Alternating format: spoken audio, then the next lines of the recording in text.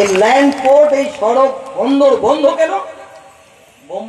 মুম্বাইয়ের নেওয়া সেবা, কলকাতার খিদিরপুর, যা হচ্ছে আদানিরা চালাবে, সেই আদানিরা হচ্ছে জলপথে নদীপথে বাণিজ্য হবে।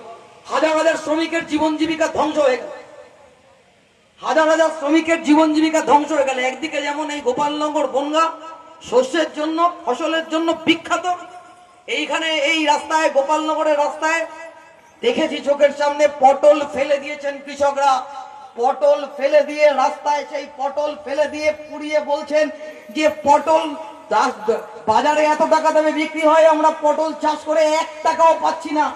সেই ফসল, সেই সবজির ভান্ডার যেমন ধীরে ধীরে ধ্বংস হয়েছে, আবার এই অর্থনীতির একটা মেরুদণ্ড, সেই বর্ডারটাকেও ধ্বংস করে দেওয়া হয়েছে ধীরে ধীরে। আমাদের এমপি আছে, আমাদের এমএলএ আছে, এমপিরা উত্তরবাংলার বন্যা দেখতে গিয়ে বিজেপির এমপি নাক ফাটিয়ে চলে এসেছেন, আর আমরা দেখতে পাচ্ছি social media, main stream media সবসময় না দেখালেও আমরা দেখতে পাচ্ছি যে আমাদের যুবরা, আমাদের ছাত্ররা, কমরেড মিয়াক্ষীরা, তারা কোনো এসকর্ট নয়, কোনো পিছনে কোনো কমান্ডো নয়, কমরেডদের নিয়ে ওই বন্যা বিধ্বস্ত অঞ্চলে ঘুরে বেড়াচ্ছেন। কোনো মানুষ তাদের মুখ ফাটানোর জন্য, কোনো মানুষ তাদের নাক ফাটাচ্ছেন না। তারা ত্রাণের দাবি করছেন, তারা সমবেতভাবে লড়াইয়ের কথা বলছেন, তারা ব্লক অফিসে যাওয়ার কথা বলছেন, তারা আওয়াজ তুলছেন বন্যা ত্রাণের জন্য, তারা পাহাড়, জলবায়ু, পরিবেশ ধ্বংসের বিরুদ্ধে তাদের কথা তুলে ধরছেন।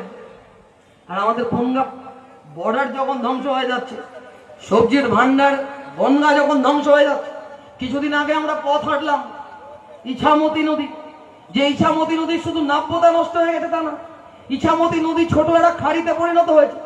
ইছামতির ধার দিলে গেলে দেখা যাবে যে ইছামতি নদী বিভিন্ন জায়গায় নদীর অস্তিত্ব নেই।